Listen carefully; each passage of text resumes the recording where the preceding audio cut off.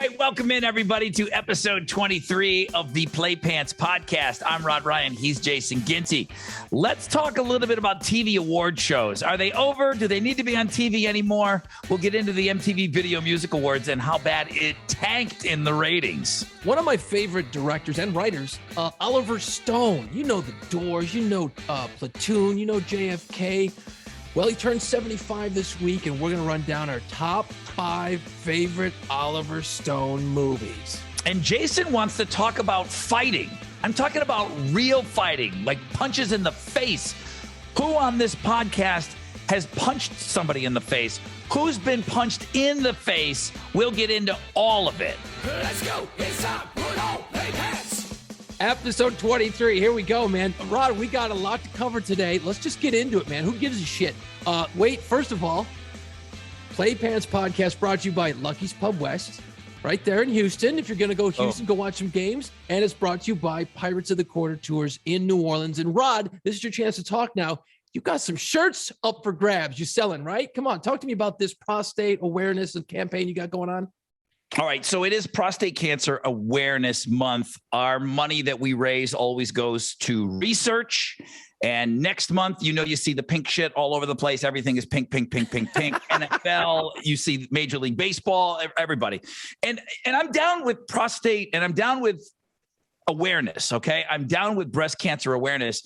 The thing that just kind of sets us apart, and I kind of go out of my way to mention it every time, is our money goes to a team of doctors right here, MD Anderson, the best and largest, biggest, most amazing medical center in the world is right here. And MD Anderson is on the forefront, and we adopted a team of doctors that our money goes to. So our money goes to prostate cancer research, breast cancer research. So yeah, you can just kind of look up the Rod Ryan Show Cares online store. You can Google it. We always have it on Links and Guests. And I'm doing a golf tournament this year. So I don't always do a Boobs Rock golf tournament, but I am doing that. And then something for you, Jake. I'm dealing with these classic cars. I'm dealing with a car show. And really? Yeah. So we're going to do it over at Lucky's Pub West. And it's going to be a Boobs Rock car show, and people are going to get and this is the first time I'm mentioning this. It's not online. It's not anywhere. I just got off the phone, and then I just got off an email, and my friends over at West Houston Muscle are going to be helping me out with this, meaning they're doing everything. Right. And dude, cars. I mean, I know that's your jam right there. So there's not much I won't do to try to raise money this month, because we're dudes. And I know you feel the same way, because you've done some great charity efforts on your side in New Orleans, and we're not afraid to call out dudes on being dumb and not going to the doctor and not getting regular checkups. Especially, it's one thing if you got a woman in your life that is on your ass all the time. Okay. That's me now. But for years, I was single, and I still went to the doctor, but I knew for a fact that a lot of my single friends did not go get regular checkups, did not go get things that they needed to get taken care of, just thought, oh, no big deal. It'll go away. All right. Dudes are dumb. I don't mind saying it. Prostate cancer is one of the most curable cancers if detected early. So nobody likes getting a finger in their asshole. Maybe you do. I don't, but you got to do that thing. And then when you hit 50, you got to get a camera up there. And at the time of the recording of this podcast, it's September 15th. Johnny Ramone, one of the founding fathers of the great Ramones, died on this day back in 2004 of prostate cancer. He battled it for 5 years. I'm saying that there's probably some cases that are uncontrollable, but it is documented as one of the most curable cancers. It is not a death sentence when you get prostate cancer for most people. Early detection is key. Same thing goes for the boobies. Next month we'll be talking about that. But yeah, the store is up and running. So I appreciate you mentioning that. Rod Ryan Show Cares page, and I have yet to peruse it. I'll be getting some new shirts, because every year you got some newer stuff, and I love going through it and going, yeah, I'll get that one. I'll get that one this year. So I'll be getting one or two. I'll be getting one for sure. I got a bunch of emails too, and this is something that we're pretty proud of. We raise all this money here, and my wife and I set up a foundation. So It's a lot of work. It's great. It's awesome. It's just a lot. So the Rod Ryan Show Cares Foundation, we are recognized as a 501c3, so we are tax exempt. And I started putting out the feelers, like, what more can we do with this? And it's amazing. Once you get that 501c3, some businesses have a matching program that maybe you don't even know that your business has, and you can donate money. And then we get checks in from businesses where it just kind of comes in. And then this giving fund sends us checks. And you know what that is? Amazon Smile. Just today, updates went out to everybody that partakes in Amazon Smile. And here's the Sports Center edition. It's the same website. You have to literally go through amazonsmile.com. All the shopping is the same. You don't pay more for anything. Out of the goodness of their heart, Jeff Bezos will take a fraction of what you're buying and put it into a charity that you designate. Well, Jeff Bezos approved our charity. So the Rod Ryan Show Cares Foundation is, you can select that at Amazon Smile. And to date, here we go. This just came out, the quarterly notification. They just sent a check to the Rod Ryan Show Cares Foundation for $3,344.85. Holy shit. That's a lot of people that are shopping on Amazon Smile and have designated us as their charity, because it's pennies. It's fractions of pennies, to be honest with you, on these products. The shopping experience is not different at all. I can't stress that enough. Just set up whatever your tab is, and you can now do it on your phone as well. When you go to Amazon, designate it that it goes to Amazon Smile. Now, you don't have to pick my charity. You can pick any charity you want. I bet you Second Harvester Food Bank is on there, and you won't even know it. It'll just be taken out of your orders. If you're constantly like me ordering on Amazon, they'll just take a fraction and they'll put it over to a charity that you want. So to date, we've gotten over $15,000. Damn. $285,795,312 has been given to charities in the U.S. through Amazon Smile. Over $321 million worldwide. Amazon has just given money to charities from what people have designated. So that was a really, really big deal that Amazon recognized us. I didn't even know that existed, dude. So I'm glad you brought that up. I didn't know that. For real? Yeah, I had no idea that even happens. I just buy my shit and I walk away. But it's hard to explain to people, well, what do you mean? Like, I don't want to be paying more. What if they don't have the stuff I want? Dude, you set up your account now. You already have an Amazon account. You just say, I want to go through Amazon Smile now. Oh, great. They make it so easy. And then, okay, what charity do you want to do? What charity would you like to donate to? And there are hundreds, probably thousands of charities that are on there. You don't know that you're doing it until you get this quarterly report and you see, hey, man, I contributed. And some guy will send me an email and he'll say, hey, dude, you know what? $15 was for me. My wife had a big, order on Amazon at $15. Congratulations. That's from us doing our part. And they take so much pride in that being their donation. It's really, really cool because you forget that you're doing it. Right. The Amazon Smile thing, you really do forget about it because you're just going onto the website like you normally do. And there's nothing different at checkout or anything. They do all the book work on the back end, and then boom. Yeah, we get checks quarterly from Amazon. It's crazy. So every time I go buy my little shorts for running, that money can ultimately be filtered back to your charity. So then anytime I buy shorts, I'll send you a little note. Hey, bro, you got money coming your way. And guess what I bought? Shorty shorts. I can't imagine those things being that expensive. There's not enough material for them to charge you anything for those damn little skimpy shorts. You won't make much off of me, I don't think. I got to be honest. They're not that expensive. They're like $25 or whatever. But I do shop on Amazon when I get a chance. And I got to be honest, Rod, the other night, I sat down in my shorty shorts on the couch and I watched a little MTV. I watched MTV for the first time in years the other night for the award show. You did watch the awards.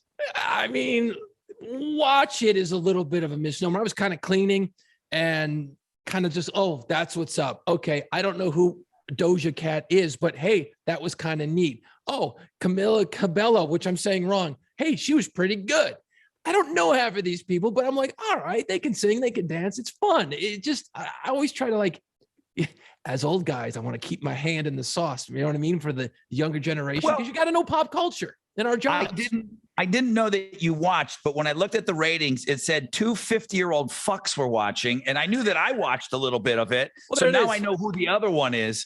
I made it about 30 minutes. I don't sit and bag on it. I don't make fun of it.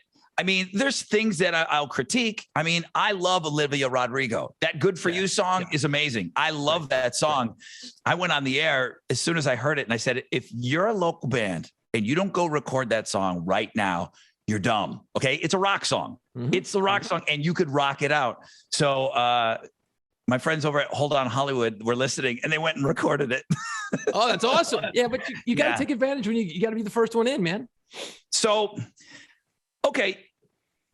MTV just released the ratings, and they're abysmal. They didn't crack 1 million viewers. They didn't, not even 1 million people watched for the first time ever. It was the absolute worst ratings in the history of, I think they were celebrating 40 years. That's why Madonna was out there. Right. And her ass. So are televised award shows, have they overstayed their welcome? I'm going to give you some numbers in a little bit, but I just wanted to get your take on this because I didn't know that you would watch this. Is it over for televised award shows? Yeah, it's totally over, dude. It's done. There's no reason to do them anymore. Well, there's reasons to do it. And I think when you start spilling out some numbers, we're going to find out why it's important to still do these shows. My wife will watch it in real time a lot of times. She's into it. She's like, which ones?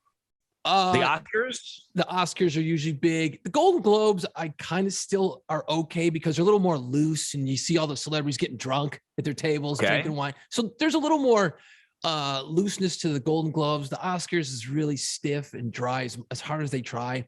But I'll record shit because I'm not sitting through commercials anymore. That ship has sailed on me. Dude, I ain't sitting through commercials. Record it, fast forward it. Even if it's like I'm recording it and I start an hour afterwards, I'll stay off social media. I don't give a shit who won or lost any awards at this point because I'm not listening to 99% of the music. But I want to see if J-Lo comes out, what's she wearing? How's she look? You know what I mean? She's not going to say anything earth-shattering. She's just hot. Dave Grohl came out. I was like, oh, that's kind of cool. All right, Foo Fighters sing. That's neat. That was for the old guys. They throw us a bone. That was kind of nice to see them throw us a bone. It doesn't seem like they ever do that anymore. And he got his digs in there just a little bit when he was like thanking MTV. He started thanking JJ Jackson and Tabitha Soren and, people, from 20 years ago. And JJ Jackson is not even freaking alive anymore.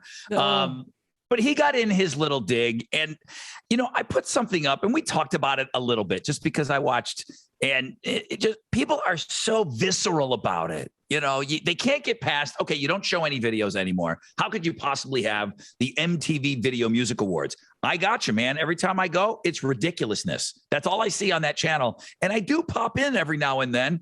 The last time we talked about MTV was on the 40th birthday. And I told you there was a piece of me that was hoping they would do something, but I was shocked that they weren't recognizing it, because anybody that goes to that channel, what would they want to see? Original VJs, why would they want to see Mark Goodman talking about what it was like launching the channel? They don't. No, they don't. And that's why they didn't recognize it. So these ratings, you mentioned Golden Globes, last year to this year, 18.3 million, 6.9 million this year. The Oscars, 23 million, down to under 10. The Grammys, that's us, music, right? The Grammys, I've actually been to the Grammys half a dozen times, and they are, there's some great music. There's live music. That show is live entertainer after live entertainer. 18.7 million last year, 8.8 million this year. Emmys is the only one that kind of held steady. Other than that, I think, and we don't get into this in our personal relationship, Jason. We don't get into it on this podcast. I don't get into it on the radio. I have to believe in my heart of hearts, there is a little bit of people not wanting to hear celebrities spout out their politics on their victory speeches. I got to think that's a piece of it. I really do. In my heart of hearts, I believe that. I would agree with that. I think it's a small part. I think it doesn't matter. When I hear, look, man, if you just want a damn Oscar, yeah, you want to talk about some shit about politics, go ahead. This is your moment. Go ahead. Am I still going to watch you whether I agree with you or don't agree with you in your next movie? Yeah. If you're a good actor and I like you, I don't give a shit. I'll go watch it, But I think there's a small part of that. I think what's surprising to me in these numbers, Rod, is that with COVID and a lot of people being stuck at home, I thought all these ratings would have been much higher. Yeah. Because you're watching more shit. But I think maybe there's, and again, we don't have the super data, but I think a lot of it might be just the fact that you're just fucking sick of TV. You're sick of watching shit. And I've gotten to the point, and this is the get off your lawn shit. Here it comes. I don't want to sit through commercials. Like I watched probably 4 or 5 different football games over the weekend, college and NFL. And dude, I was like, what the fuck with the commercials? Let's just get back to the game. Like for the first time in my life, it really started bothering me. It says really the guy that works at a radio station that plays commercials. I get it, dude. And you know what? We can talk about that someday too. Why do we play 60-second commercials anymore on the fucking radio? You know what I mean? Radio is so dinosaur in that world, But I can't get past half of the bullshit anymore. I can't do it. I don't watch anything in real time. I'm either watching a Netflix series where there's no interruptions, or I'm watching a movie, or I'm doing that, man. I actually watched something on TV, regular old school TV, a channel, and I forget what it was. I think it was when I was skipping around the last couple of weeks for my evacuation from Hurricane Ida, and I was watching it. And I was like, how the fuck do people even watch TV anymore? The content isn't very good, first of all, and then the fucking interruptions and the commercials, and I'm like, okay, I'm gonna lose the rest of my fucking 3 hairs on my head. Dude, I was freaking out. I was freaking the fuck out, dude. So when I talk about why I think with them grandstanding a little bit, I'm not a LeBron shut up and dribble guy. I think he's got a huge platform and I think he needs to use it. So that's not my take on this. I don't believe the guys that say they're not watching football because one guy is kneeling during the national anthem. I don't think you're not watching a football game because it's an event, it's a moment, and then boom, then the game's on, and then you kind of forget about what happened in the national anthem. All these guys were saying, I'm not watching the NFL anymore. I go, I don't believe you. I just don't. Football is so great. I just think you're going to tune in 5 minutes late and then watch the game. The thing about the award shows is you're just getting beat over the head with every single winner. It's just not, okay, we got to get this guy out of the way. Oh, wait, no, this person won. Okay, it's all night. And I think that does wear on people. Yeah. The other point is we're so oversaturated with celebrity. Before, I grew up in a house where my mom worshiped movie stars. She had the magazines and she had all that stuff. And we were raised when the Academy Awards were on, like, these are movie stars. And you could tell my mom was always like that growing up. These were very, very famous people. And the fact that we're so saturated with them 24/7, it's not special to see them walking a red carpet. I know you kind of still want to see fashion. Some people do, but we see them all the time. I don't need to see J-Lo on the MTV Awards. I can just open up her Instagram and see what she wears or what she wore last night. Totally. There's just so much celebrity out there that they've lost their specialness. And all of those award shows used to be special because you would see them and you would see them intermingling and you would see them not in a movie, just them as their celebrity. And we see them all the time like that now. It's just not special. I think they need to go away. I think there was one award show. It was a country one. Somebody is already flipping over to YouTube. But you're going to see them all drop in the next couple of years. They can't. Now, you said there was one other interesting number, and there was. We talked about it on our show, and Machine Gun Kelly is a big name right now. And there's a lot of heat on him. There's a lot of heat on Travis Barker and their girlfriends.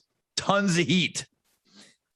I don't know exactly what happened. And sometimes I believe that these things are manufactured. But Conor McGregor got into it with Machine Gun Kelly. No punches, no nothing that I could see. But Machine Gun Kelly had some words. Conor McGregor flipped a cup in the air and got pulled away.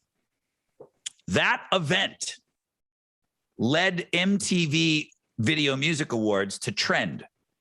So other things were going to make it trend, but that single event got 38 million, made MTV Video Music Awards overall get 38 million interactions that night.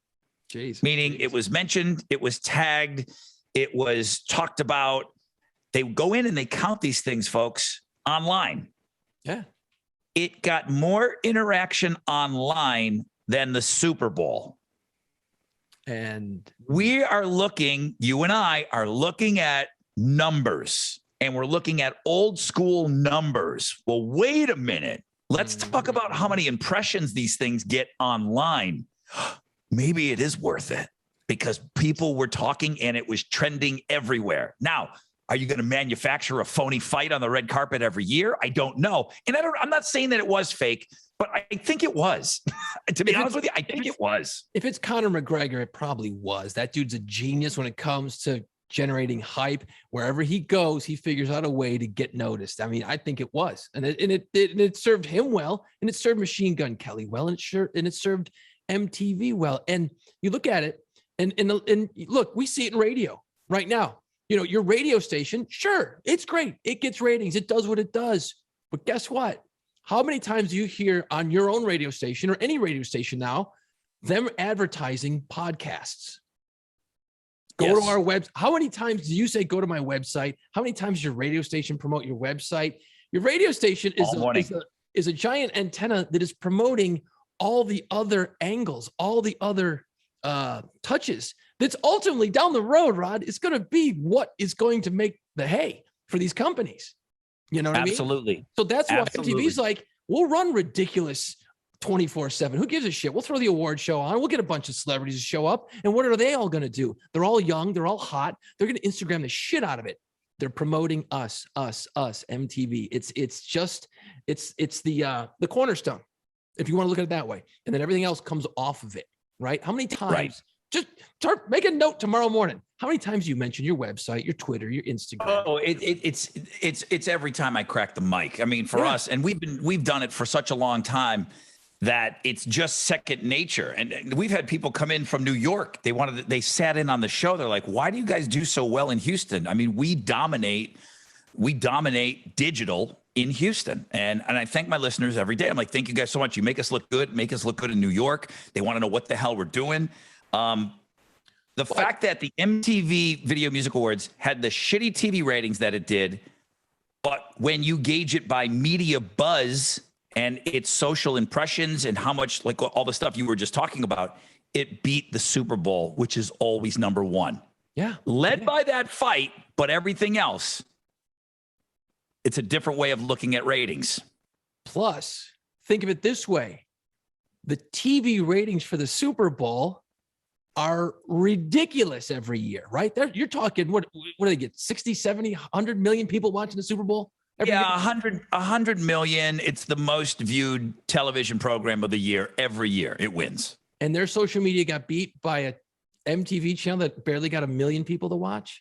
Correct. 100 million people to 900,000. Okay. So anyone who wants to bash an MTV, maybe want to sit by the window and take a break.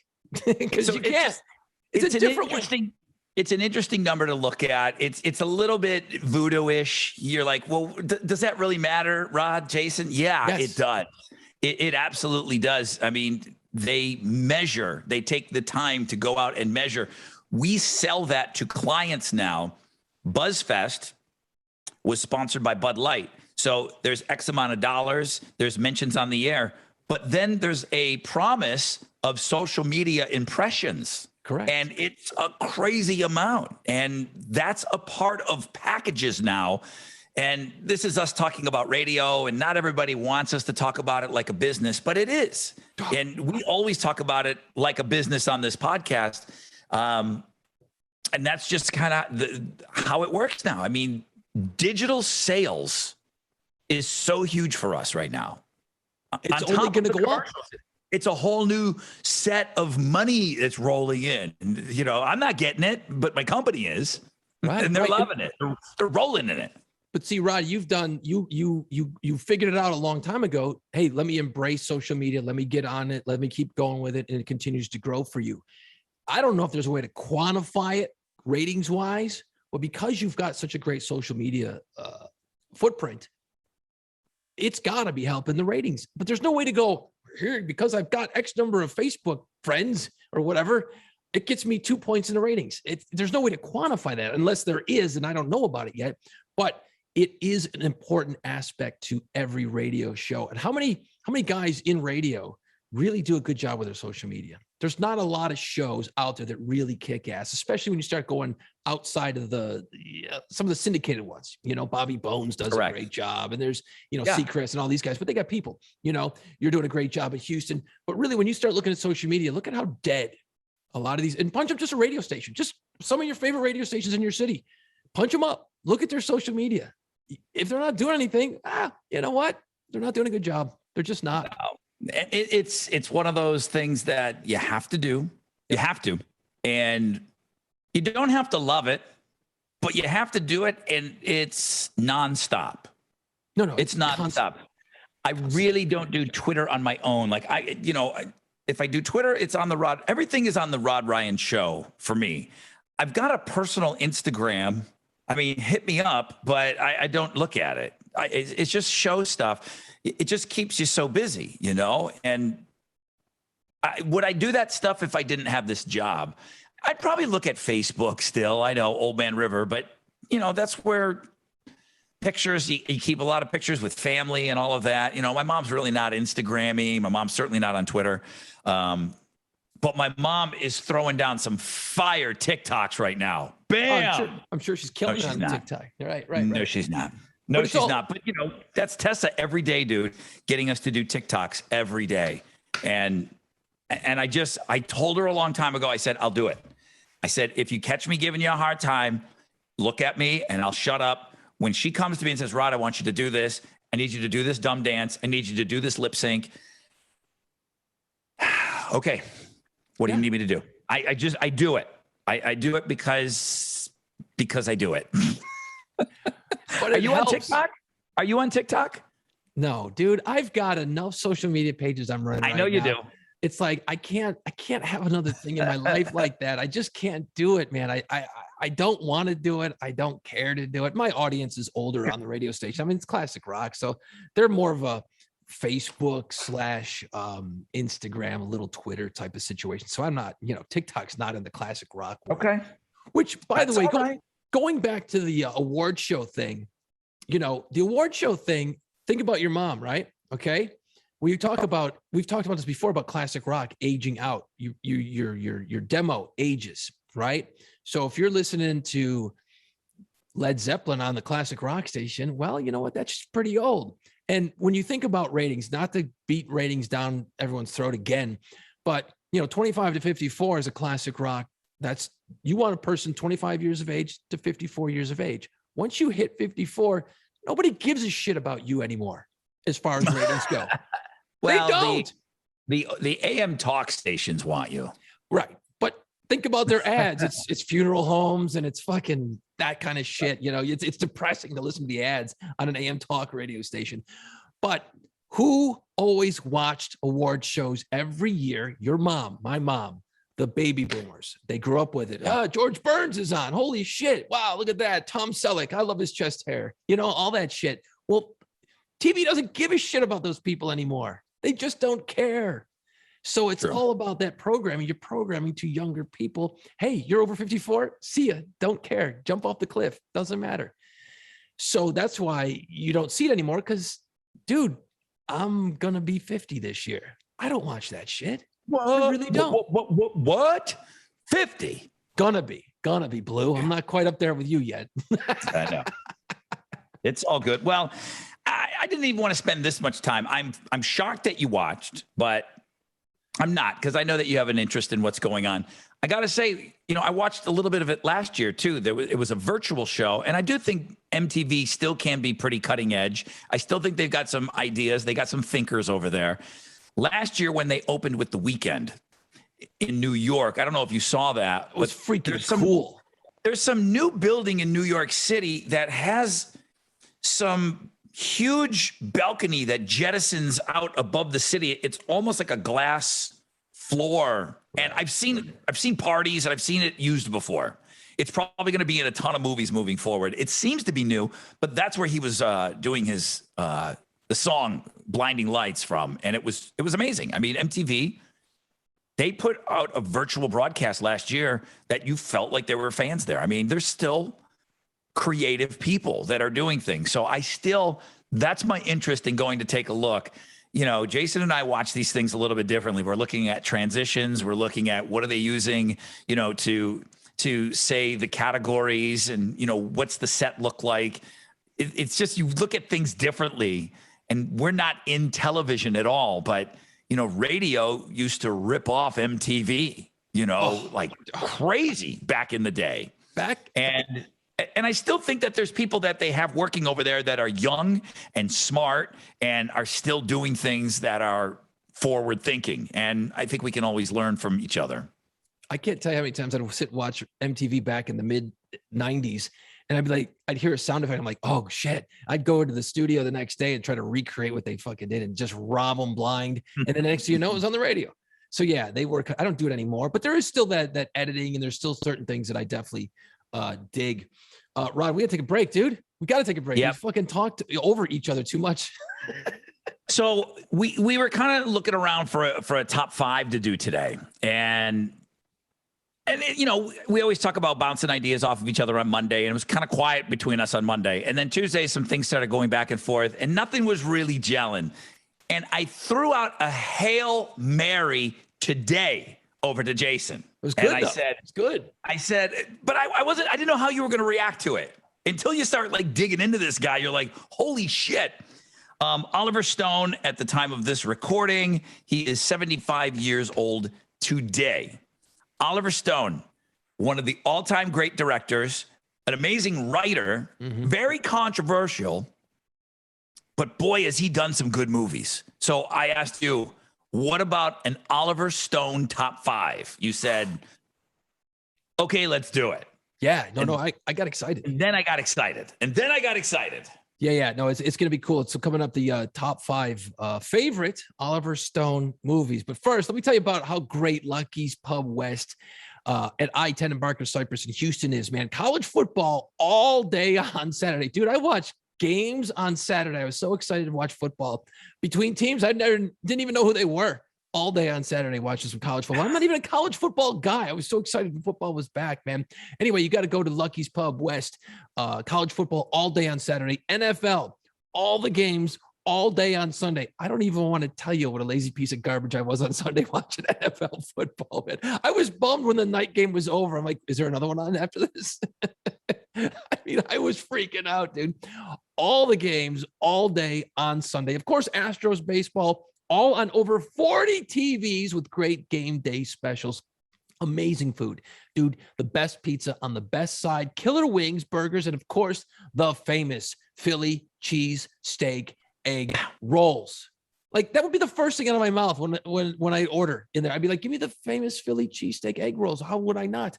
Steak night every Thursday night. Every Thursday night. The podcast comes out Thursday morning. You got meat in your mouth Thursday night at steak night. Check their Facebook page for details. Lucky's Pub West I-10 at Barker Cypress. So Oliver Stone, dude, he can be a little bit on the controversial side. And I like him because, and I don't agree with all this shit, but you can like somebody and not subscribe to every single thing that they think. That's you okay. know? No, that's okay. You can do that, right? Okay. So any interviews with him is very fascinating because he's a really, really smart dude, like super smart, well-read.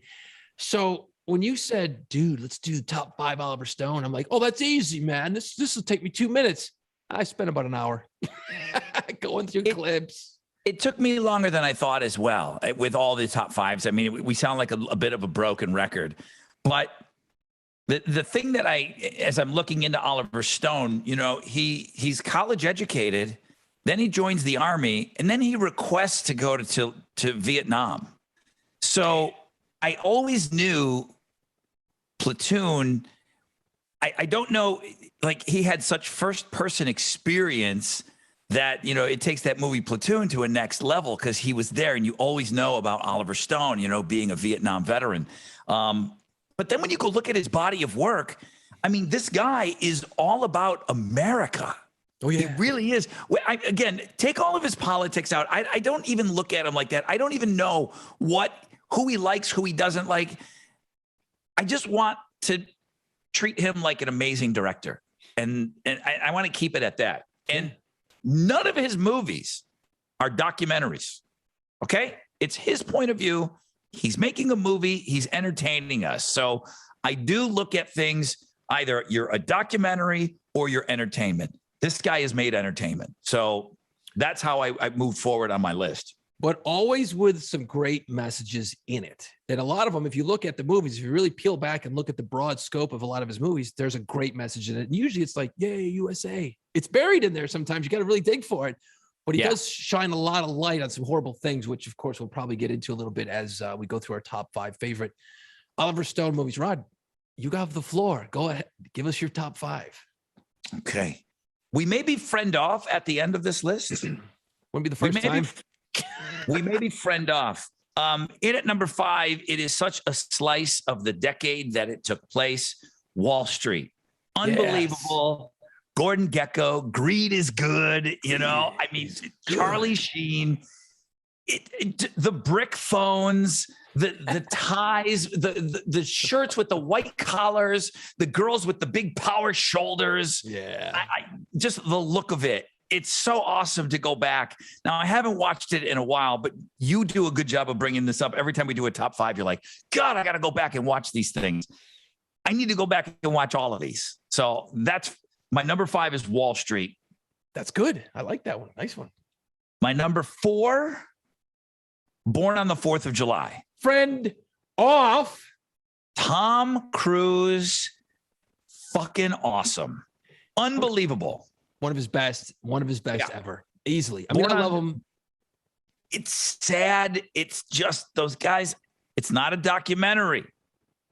None of his movies are documentaries. Don't worry. We'll get into it. But that's his take on it. And I think we all agree that these guys from Vietnam were so mistreated when they got back. Mm-hmm. And, I'm so fascinated by World War II. And this movie single-handedly said, wow, you need to start really kind of looking into, these guys, because these guys were forgotten, man. They were spit on. And again, I don't know that everything happened the way that he portrays in this movie, but man, it's so sad. It's so patriotic. I absolutely love Born on the 4th of July. In at number 4. Number 3. Most people watching us on YouTube, most people listening to our podcast will not have seen this movie. It's called Talk Radio. And I don't think you have to be a radio nerd to enjoy the movie, because the rantings of Eric Bogosian in this movie, he's a talk radio show host, and it's loosely based on a guy that did a talk radio show in Denver. And things don't end well for him. I'll leave it at that. But Eric Bogosian is so smart. His voice is so great. And he's just so perfect for this. The movie is like a play. You watch the movie and it's like a play. And, there's other people that are in the movie. I think, Baldwin's in it, isn't it? Baldwin. Yeah. Baldwin is his program director. Yeah. Alec Baldwin. Talk radio, guys. It's great. It's awesome. It's my number 3. Come on, Bear. 2. Come on, Bear. Come on, Bear. Let me in. Number 2 is not a documentary, but it's great. And I don't know if every single thing happened the way that he portrayed it in the movie, but JFK is an amazing movie, and Kevin Costner is unbelievable, and everyone else is unbelievable. And Jason will be quick to tell you that the whole plotting and everything that went down before JFK was assassinated, it's a New Orleans story. Yeah. Everything's in the French Quarter. Okay. Yeah. Everything went down in New Orleans. All of the plotting and the scheming and everything. It's amazing, including all the characters. You know, I'm trying to crack what exactly happened. Lee Harvey Oswald, the New Orleans connections, unbelievable. Oh yeah, it's number unreal. one. Number one is Platoon. Wow. And I already tipped my cap on that one just because. And I gotta say, the amount of medals that Oliver Stone left Vietnam with, I don't know if everybody knows this, but that guy was hit twice. So a couple of Purple Hearts. This guy walked out of there with a ton of medals. So I think his Platoon was just unbelievably accurate. It was unbelievably, I mean, putting Tom Berenger as the bad guy. Oh, he's such a dick. He's so great. He's so just, great. It's just an odd. I mean, Willem Dafoe just looks like a bad guy. And he said, no, you look like the creepiest dude on earth, but you're going to be the good guy. And Tom Berenger, who's a pretty handsome fella, we're going to put a big, huge scar on his face, and he's going to be the dick. That's great. Platoon is just unbelievable. And it's just the young cast and how many people are in Platoon. It's unbelievable how many people are in that movie. So that's my top five. Go ahead, because I left off a movie that you probably have at one or two. Yeah, no, and it's okay, and I get why you do it. I get it, because this was not as easy as I thought. Because as I started going through it, I'm like, oh shit, I'm gonna leave that off. No way, I'm gonna leave that off. No, and I put it back on. My top five favorite Oliver Stone films. Actually, number 5 was Talk Radio. Barry Champlain, badass. That was actually Bogosian, the guy who plays Barry Champlain, the DJ in the movie. It was his like one act play he was doing in theaters. And then he got together with Oliver Stone. They put it together. So it actually started out, because I know you mentioned it started out as a like a one-man play.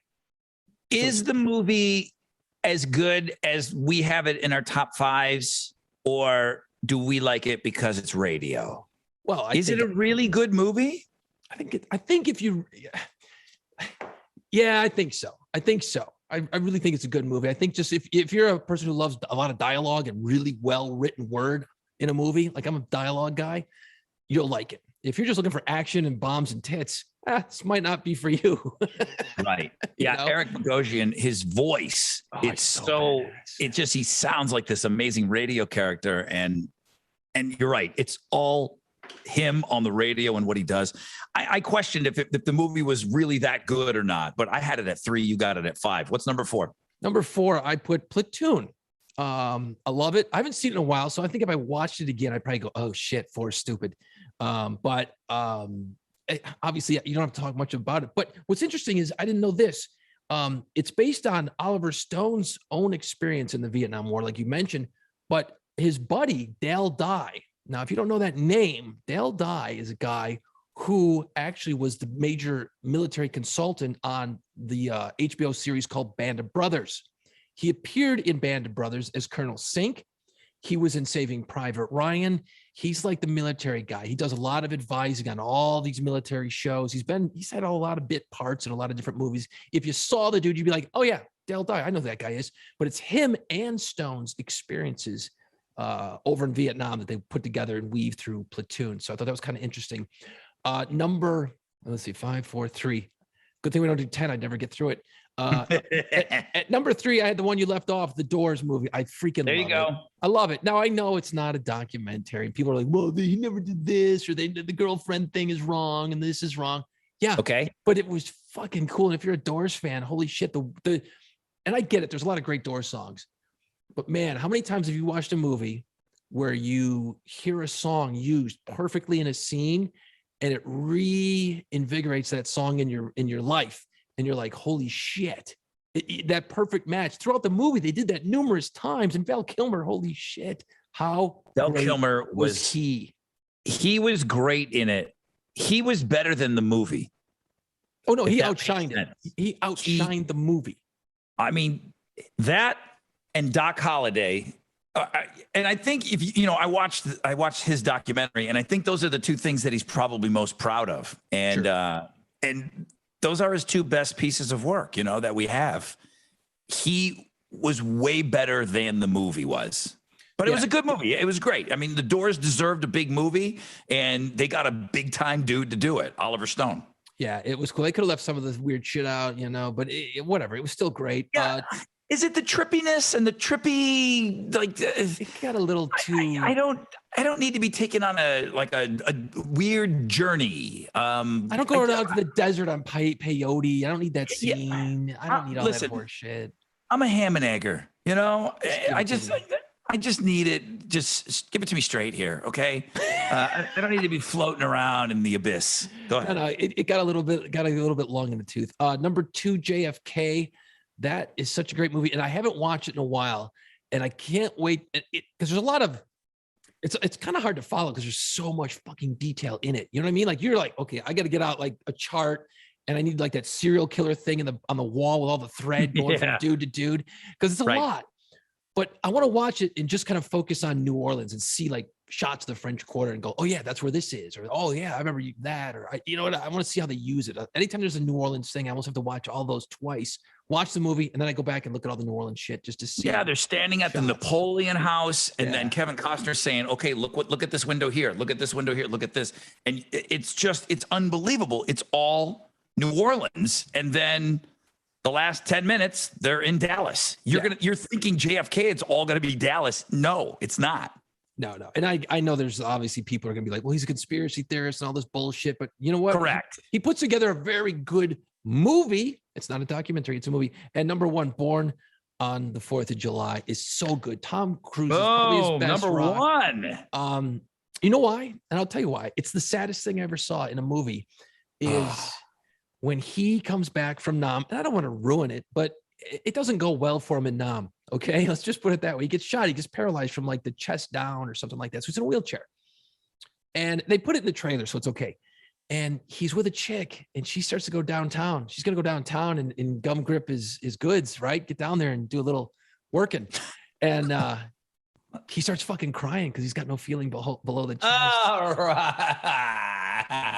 He starts just fucking bawling. I'm like, oh my God, this is the worst thing ever. This is awful. And it's just the saddest thing for a dude. I mean, obviously there's more to it than that, but that scene just went, oh, it really made, as a young man too, and he was only just out of the Vietnam War, so he was probably like 24, 25, young, virile. That just said a lot to me. Oliver Stone movies. And then he took, I fucking should have wrote it down. What's the one with God damn it. He directed it and Tarantino wrote it. Natural Born Killers.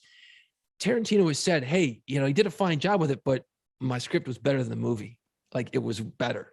But Oliver Stone made a really messed up, screwed up movie out of Tarantino's script. If you can imagine, you got Tarantino young at the time when he wrote it, and then Stone directing it.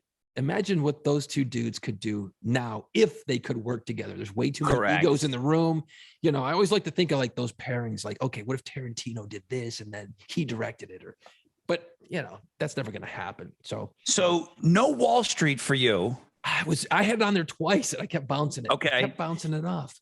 And then neither one of us, Any Given Sunday, which was not in my top 5 when we did football movies either. And I talked about what my problems were with the movie. I think it's a good movie, but neither one of us, Any Given Sunday. It was close. I was like, yeah, I did it last week. And then I didn't know this. I didn't know he freaking wrote Scarface. So I had he's no so talented. He wrote a lot of these movies that we talked about and directed them.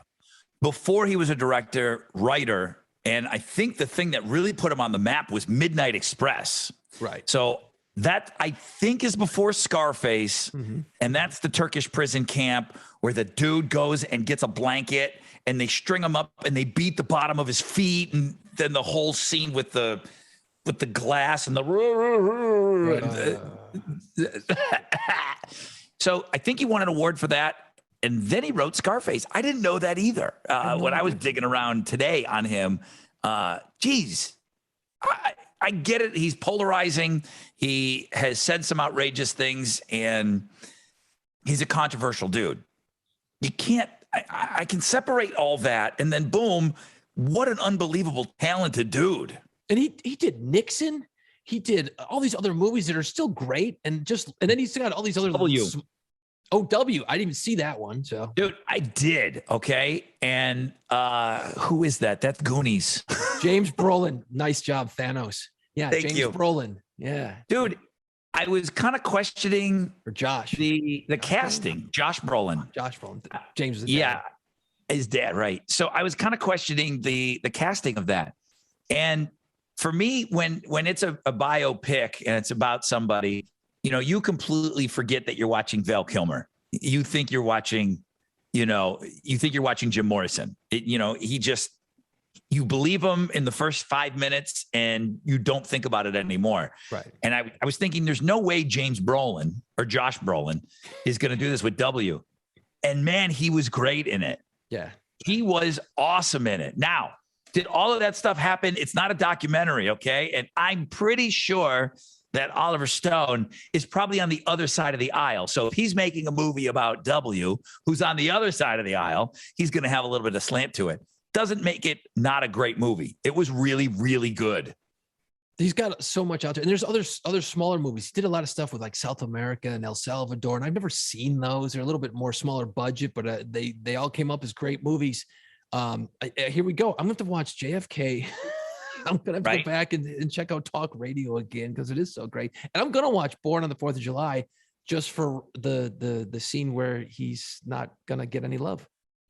I'll say this too, and we can wrap it up. World Trade Center. Yes. He made a movie. He made Nicolas Cage. Right. I didn't see it either. And Pena. I went to the theaters to go see it. Okay. And there was no weird conspiracy. The government blew up these buildings. There's no traces of airplane at the Pentagon. None of that. It was a straight ahead, respectful, really good movie. Maybe not great, but really, really good. I forgot about it until I started digging a little bit. World Trade Center, Nicolas Cage, that's his movie. And I could see where somebody wouldn't want to watch it because I don't want this guy's take on this awful tragedy. He's super respectful the whole time. I don't remember getting any vibe at all. Like, okay, this asshole, not at all. He made a movie that was just because it wasn't long after. I feel like he turned I don't know the year on that movie, but I feel like he turned that around pretty quick. Yeah. I haven't seen it, man. And that's what the big thing was. Is I think it didn't do as well as it could have because people were like, oh, Oliver Stone's doing it. This is going to be some horse shit conspiracy stuff. But it didn't apparently turn out that way. And it was pretty on the nose.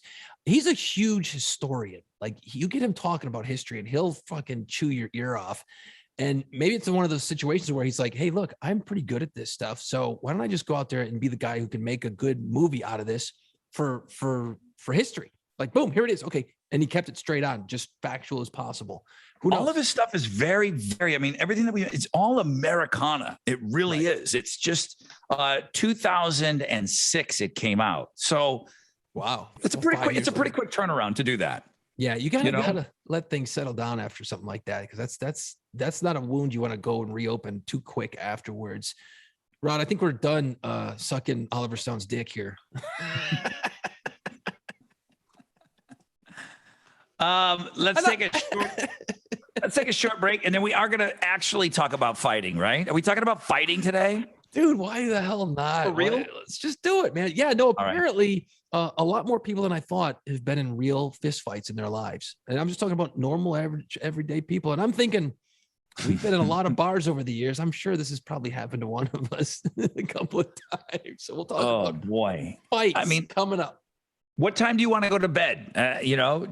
I got some stories. All right. You heard Jason off the top, one of our great sponsors who has been on board with us since day one, Pirates of the Quarter. Now, the website, piratesofthequarter.com. Talk about social media and social impressions and being on top of everything at Pirates of the Quarter. Now, New Orleans still took a hit from Hurricane Ida. And then we sent them all of our Hurricane Nicholas rain. You guys getting rain right now? Dude, I think we're gotten more shit out of it than you guys got in some areas. Like I think so. Because I really do. Here's the problem, dude. Everyone's got like in New Orleans, there's a lot of people with like blue tarps on their roofs because Ida came through, ripped the shit out of everything. Well, now we're getting all this rain and everyone's getting leaks. Dude, I've been running around moving buckets in my attic last night as it was raining. Yeah, Nicholas is turning into a pretty big rain system for New Orleans. So things in the quarter, it's going to take a little bit of time to get back, but it always comes back. That's the thing about New Orleans, the resiliency of it. It always comes back. So if you want to wait a couple of weeks for things to get going again, but when you do, I mean, we were already talking about this week. One of the days was the best day to book travel moving forward in the holidays. So if you're going to be taking a trip, you want to go into New Orleans, make sure that you take the tour. You walk through New Orleans, you hear stories of real pirates that once roamed the streets of the French Quarter, discover the pirate history of New Orleans, piratesofthequarter.com.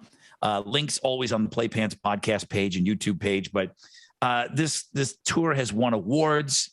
You're partying, you're having a great time. They can handle large groups. If it's just a couple of you, they'll take you out. They will take you out. They'll take you out. You can stop, get some drinks, walk around, and you learn real history, things that went down in the French Quarter. You don't want to get into a fight in the French Quarter. The police, there's two things.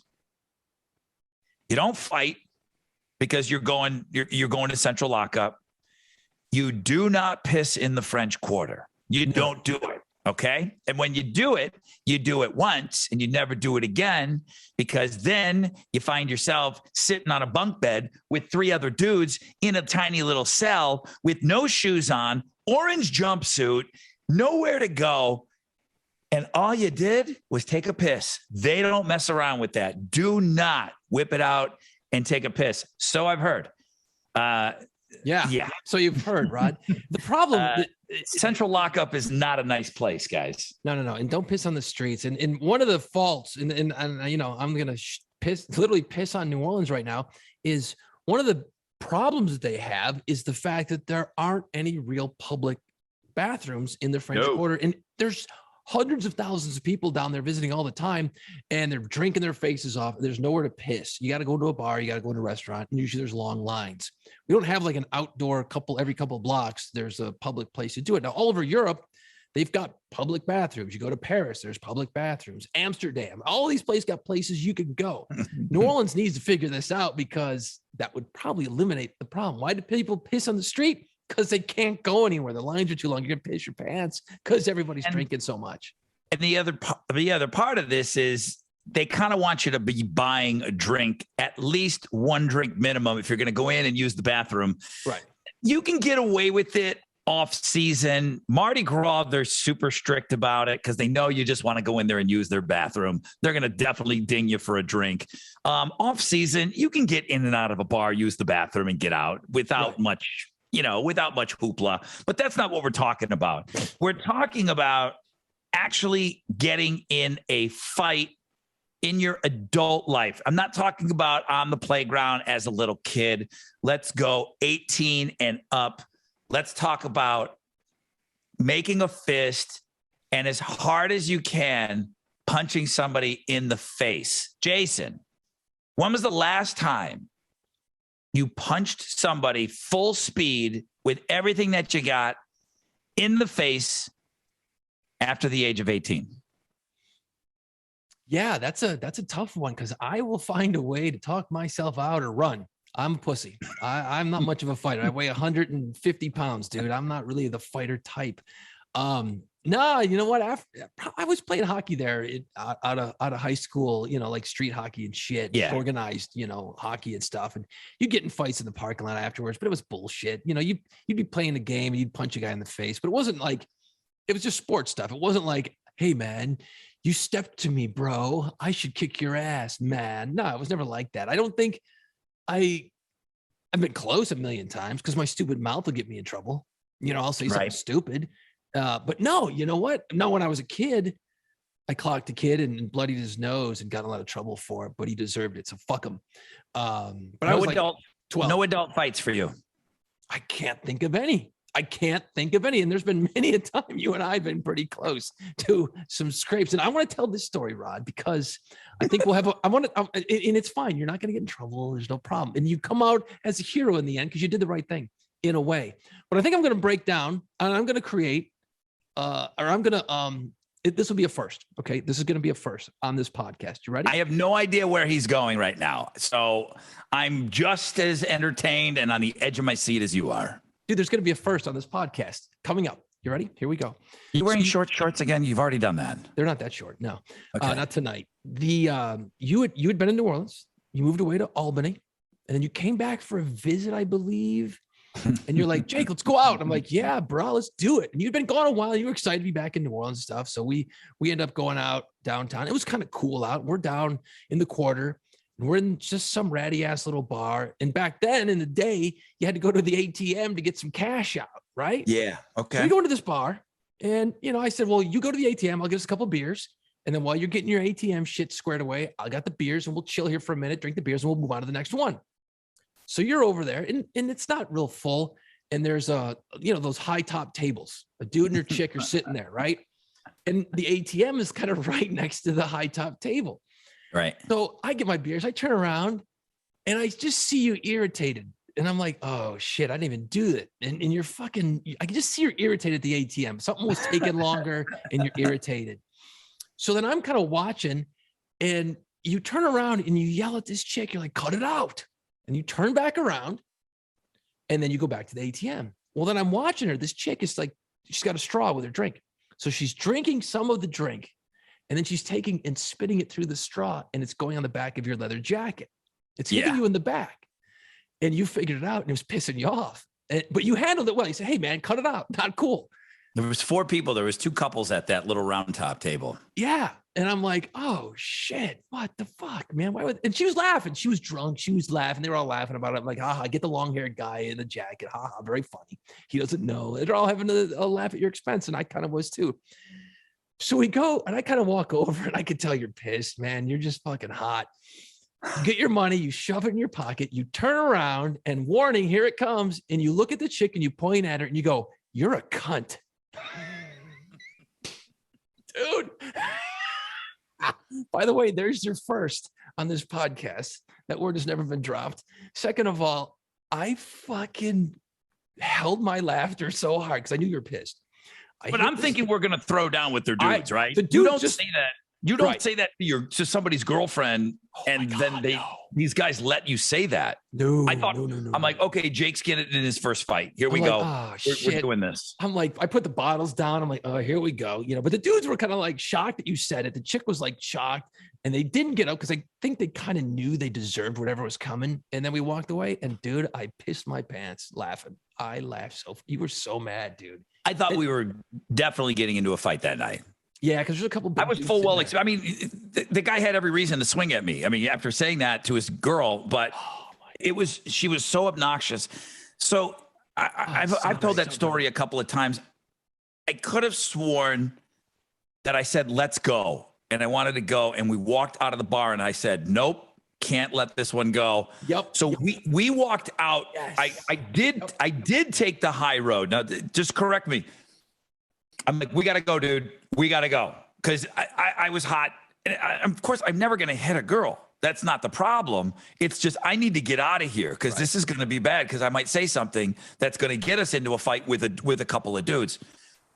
We walked out of the bar a couple of steps, and I'm like, just keep going. And I said, nope, hang on a second. Turn around and go back into the table. And that's when I confronted her. Did it happen like that? You know what? Now that you say it, yes. I was already out of the bar. We were maybe 7 steps out of the bar. And I said, nope, can't do it. I will not be able to look at myself in the mirror tomorrow. I got to go fix this. Like, that's going to fix it, right? And I'm pretty sure, knowing me, I was probably like, dude, let it go. We'll get some drinks. We'll go to strip club. I'm sure you were. I'm pretty sure that's kind of what and I walked in and followed you right by. Your boy had your back, dude. And then when you said what you said, I just went, oh, this is gonna hurt. We were just starting our evening. It was like 7 or 8 o'clock at night. It wasn't even that damn late. But my heart's pounding and I'm ready to go. I'm waiting for one of the dudes to swing. I'm like, let's go. Let's go. It's been a little while, but I think I still remember how to do this. So, okay. So they just stood there, looked at me, didn't say anything. They were completely dumbfounded. And then we turned around and walked out, and I felt so much better. I really did. It's such an awful word, but so effective. It worked. It worked. And see, but see, this is why guys get into fights. It's always a chick. There's always a girl involved. I wasn't going to say that. I was going to say that had you backed down, walked away, life was good. We all moved on about our day. But no, guys can't let shit go. We just can't fucking let it go. Rod, when's the last time you got to throw down a little bit? Last time. So before you and I got together in college, I kind of introduced, when we first started hanging out, I started introducing you to a couple of guys that, I had come up with. And so now you know all these characters, and some of these mongrels that I hang out with and hung out with. We would go out every weekend and fight, dude. Like punches on Monday. I still couldn't close my hand. It was so swollen, and I never did great. I did okay. These guys, I will say this about these idiots that we're friends with. They're the toughest MFers on the planet. And if you ever saw Good Will Hunting, when they're driving in the car and there's that group of guys playing basketball, and then Jerry Rafferty comes on, the song comes on, and that was us. We would fight. We would fight all the time. And it was always over a girl. It was somebody bumping into somebody in a bar. Somebody spilled a drink. All of it was dumb. We fought in Canada. Downtown Niagara Falls was pretty tough. Downtown Niagara Falls was pretty tough. It really was, man. There was a 3rd Street over there. It was kind of bad for a while. And then the fighting went on until I got into Buff State, so even when I'm meeting you, there was still a couple of fights with these idiots. So the last time I got into a fight where I full throttle punched somebody in the face and took one in the face. Oh, it hurts. Was 92. Oh, well, shit. That's good. You've grown up a little right? bit. I mean, 92. I haven't been in a fist fight since then, but a lot of them, a lot of them. And it just, none of it made sense. It's just something like, why would you hang out with these guys that they're going to get into fights? And it was all just one mook and another. I mean, nobody was better than anyone else. Both camps were stupid. Mm-hmm. And I'm hanging out with stupid camp number 1 and stupid camp number 2 over here. And everybody would just start throwing down. And when I couldn't breathe through my left nostril. It had been that way for so long. I didn't know. I just kind of thought, okay, I just don't breathe through my left nostril. No big deal. I know I got a point to my story. I promise. So I get something here in Houston. I get this balloon sinuplasty where they put a balloon in your nose and they open up your breathing passages. And when they first do the initial scan, they're like, well, when did you break your nose? And I said, no idea. I go, 0 idea. I really don't. I don't know. And I'm not trying to act cool. I just don't know. They're like, oh yeah, this nose has been broken before. I'm like, yeah, okay. That makes sense. Again, I wasn't great at the whole fighting thing. I took some lumps and yeah, they said that my nose had been broken a couple of times. Jesus Christ, man. That's broken. Dude, I couldn't breathe up until like 2 years ago. I never thought about I can't breathe. Up until 2 years ago, I just couldn't breathe out of my left nostril. I just couldn't breathe out of it. But it had been that way for so long. I just thought that was something that happened to people. And it can be fixed, people. It can absolutely be fixed. I had to go 2 times to get it done. But yeah, awful. It hurts. God, it hurts. But you have so much adrenaline going. Yeah, you get pissed at the time. And there were a couple of fights. You look at it now and you kind of glamorize it a little bit. It's never cool when it's happening. And then if you do good, you go out. If you're able to get into a fight and then go out to another bar and talk about your victory, that's a great night. But normally somebody, me, is beat up. And it's like, we got to get Rod home. All right, night's over. Rod got his ass kicked. We're all fine, but we got to get Rod home, But see, awful. Just getting hit in the head, dude. No. The next day after a fight, the lumps on your head. I had hair back then. You can't close your hand. Your knuckles and it's awful. It's just unbelievable. You cannot close your hand for 2 or 3 days. It's dumb. It's dumb. I remember when I first started getting introduced to these guys, and I'm like, holy shit, I weigh 145 pounds. These are all big dudes. There's not a dude of your friends that weighs under 220. And I'm being generous, man. There's some big fucking meaty dudes. I remember going out drinking. I'm like, okay, I know all the big guys. Rule number 1, be cool to all the big guys. You'll be fine. This will be great. And I remember going out, and then next thing you know, we're hanging out, talking, getting to know these guys. All very cool guys. I love them all to this day. And somebody would bump somebody's elbow and the drink would spill. Fuck that guy. And then he'd get all worked up. I'm like, dude, what's the big deal? You spilled your fucking drink. Who cares? Move on.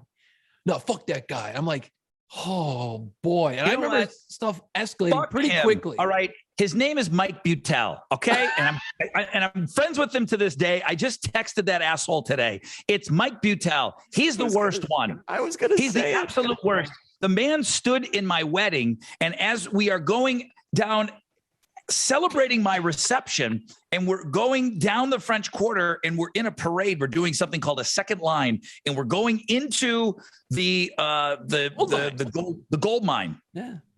Mike Butel is in a verbal thing with somebody. Yeah. My wife's like, is Butel fighting?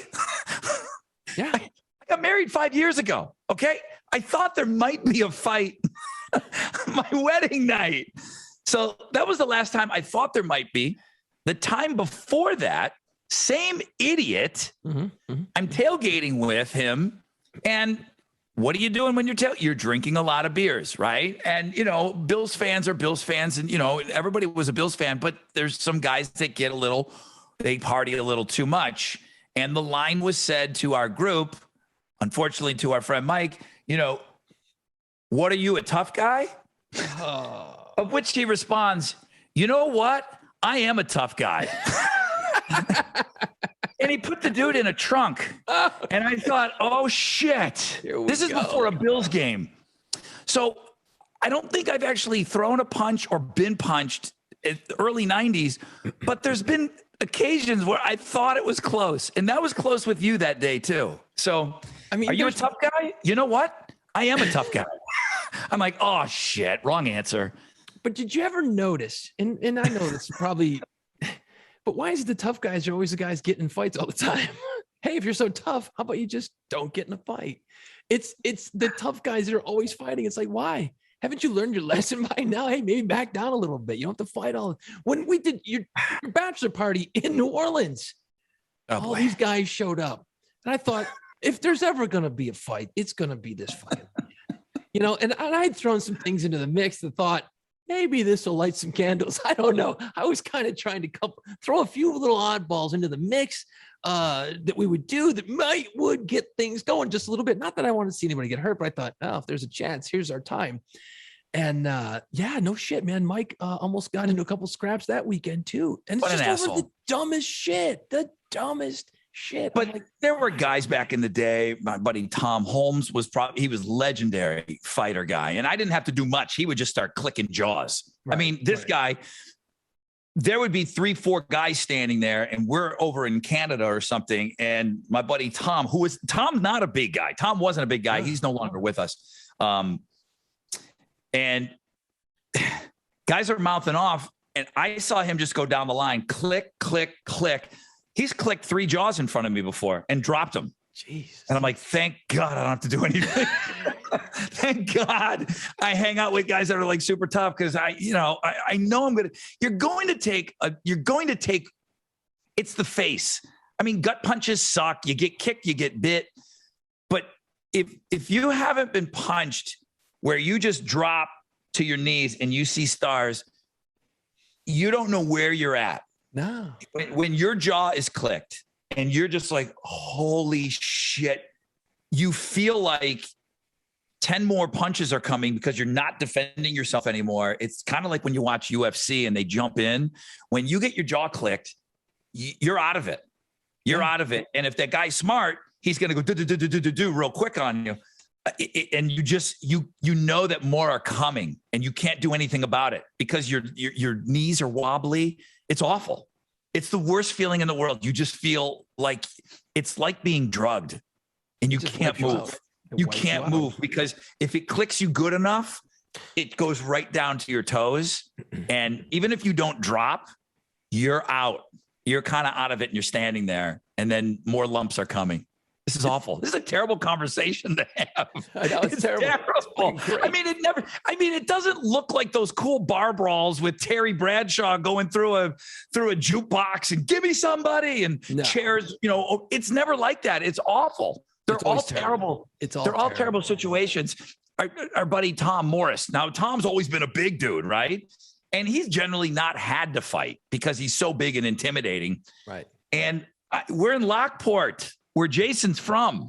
Yeah. Okay. I don't know, some bar that was kind of like down in like a basement thing. So we're at this bar. I don't know.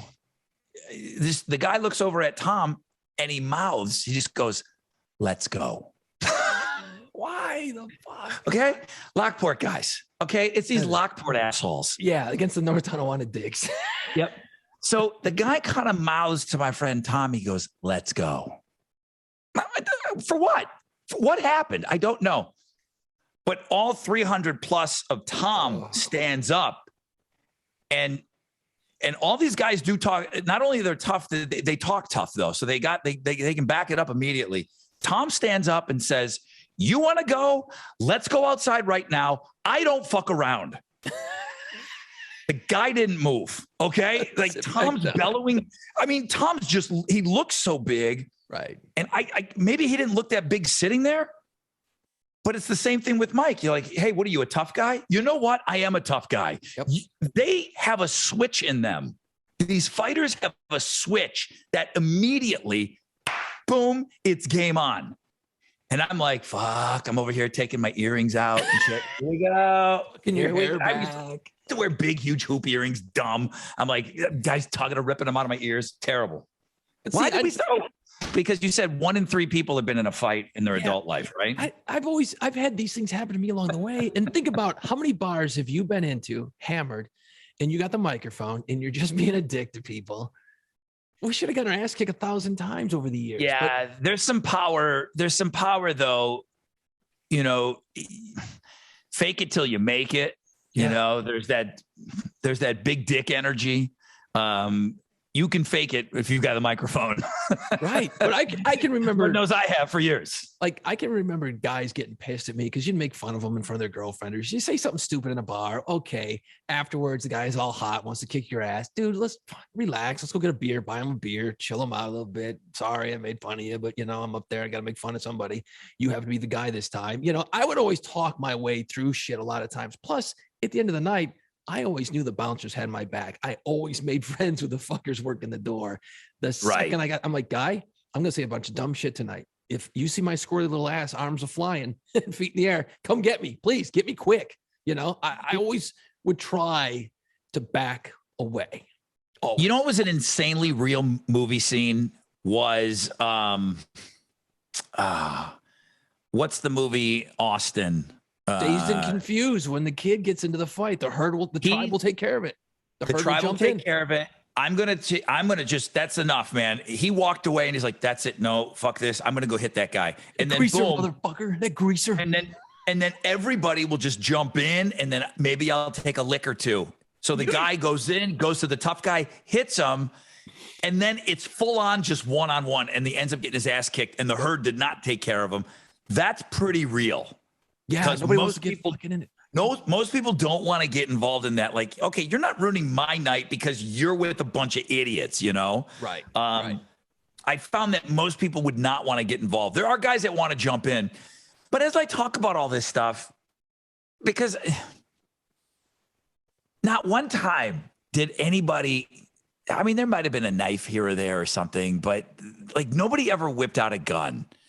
And we're talking about things that, I mean, it was stupid back in the day, doing all of the stuff that I did.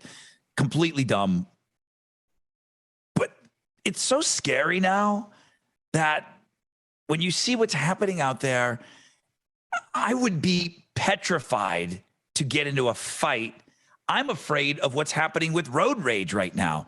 Right. There's an incident right here in Houston that they were calling it, somebody got shot and killed over a door ding. And I thought that was something that I didn't know. I'm like, what's a door ding? I'm like, oh, geez, maybe that's some kind of a street code. I had to look it up. No, a door ding is what we know what a door ding is. Somebody opened the door and hit their car at a gas station, and then words were spoken, and then a gun came out. Jesus. It's amazing to me that how many fights that we got into, and nobody pulled out a piece, ever.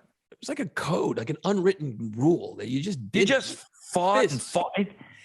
Yeah, but it's insane to think about how easily it could have gotten bad. Now, that's not to say that we never got shot at. That's another story at another time. Hold that one for another day, man.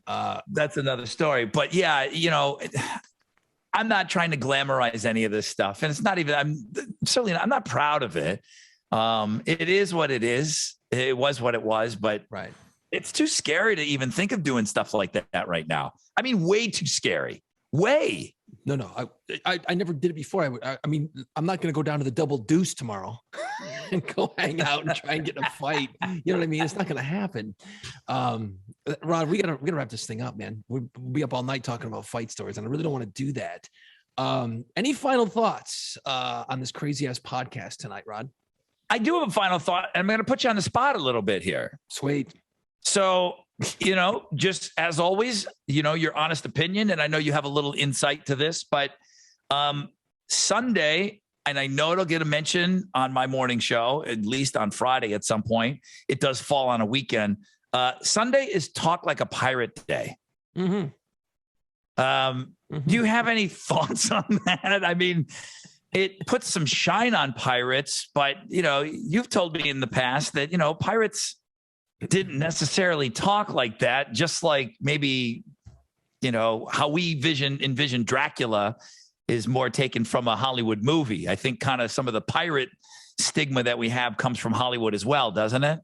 It does. It all comes from Hollywood. In fact, I'll break it down for you, man. I'll give you some X's and O's on speaking like a pirate. First of all, no real life pirate ever spoke like that. You hear the hole in the R's and the yo-hos and all the bullshit you see in the movies. Never happened. And I'll tell you why. Real life pirates are just dudes from all over the world. You're born, you learn to speak. Congratulations. That's how you're going to talk. So someone from, say, South Carolina, they're going to have an accent that's going to sound different than yours, Rod. Someone from Toronto's accent is going to sound different than someone from LA, someone from Paris, London. They're just dudes. They're young dudes from all over the world. They simply speak how they speak. So if you want to think of it this way, technically, you've been speaking like a pirate your entire life. You didn't know it. It does come. Where does this come a walk the plank, matey? And, you know, shiver me timbers or whatever else. All that bullshit. It literally comes from, it's based on, a lot of it came out of Robert Louis Stevenson's book, Treasure Island, Long John Silver, all that stuff. Then in 1950, there was a movie called Treasure Island made by Walt Disney. Okay, so they used a lot of the dialect from the story, Robert Louis Stevenson, a lot of the myth and bullshit that he put into that story, they put into the movie. And the guy who played Long John Silver, his name is Robert Newton. Okay, great actor. He was a Welsh actor, which means he's going to have a Welsh accent. This dude was a good actor. He drank a lot. He had some anger issues. So you take all that dialect and you take his Welsh accent and you throw in all the anger, and you're going to get R and yo-ho, and he's pissed off and all that shit. He created it in 1950. 3 years later, same actor, Robert Newton, played the role of Blackbeard. Talked the same way in that movie. So you've established now This must be how pirates speak. And think about the 50s. Gotcha. And a lot of movies coming out, and we still do it today. So technically, it may be Talk Like a Pirate Day. It's really Talk Like the actor Robert Newton Day. Real pirates are just from all over the world. So if you're going to take this Pirates of the Quarter tour in the French Quarter, that's one of the first things you're going to learn. Is that, and that's going to, a lot of people who take that tour are like, am I going to have to sit there and listen to some jack off talk like that for 2 hours? No, it gets established pretty quick that that's not what happens. Okay. And then they break down a lot of other shit on that tour. So no, it's a funny, goofy thing. But any shine that they put on pirates is probably good for pirate business. So it totally is. But okay, we knock out those myths pretty damn quick, Rod. So well, my final thought was picking your brain on Talk Like a Pirate Day, which is going to be on Sunday. Yes. So sometimes you do get a free donut though out of the deal. So I don't know what specific deals they'll have this year, but sometimes you can, walk into a Shipley's or a Krispy Kreme and get yourself a free glazed for talking like a pirate. Any final thoughts from you, Jason Ginty? Yeah, I have a good one actually, and you're gonna be like, "Oh no, shit." Really? Unless I got it wrong. I don't think I do though. Actually, last week we should have talked about this, but we didn't because hurricanes.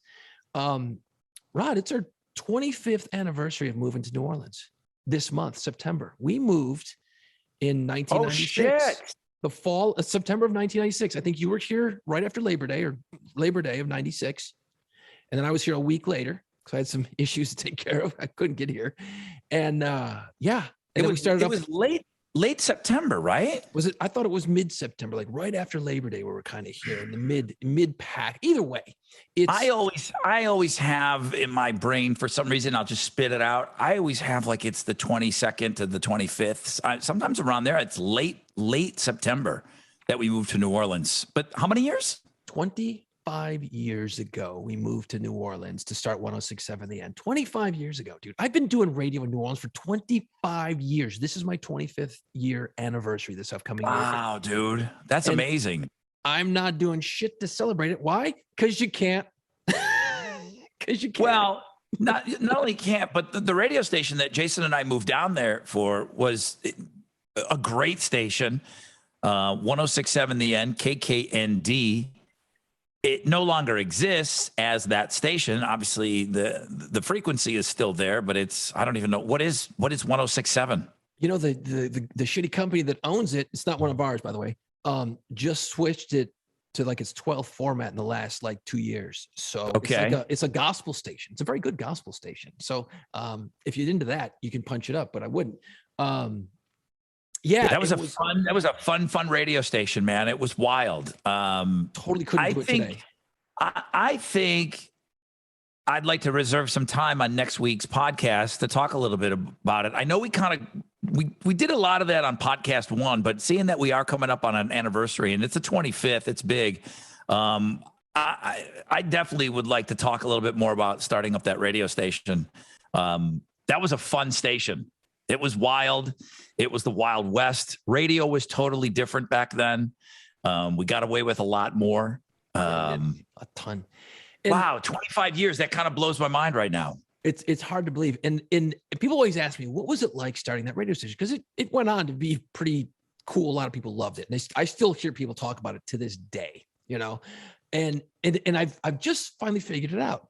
If you've ever seen the cartoons where someone's in trouble, like Scooby-Doo, for example, okay, sees the ghost, and that they get their legs moving so fast that their legs are just a blur, and they finally catch traction and they take off like a shot.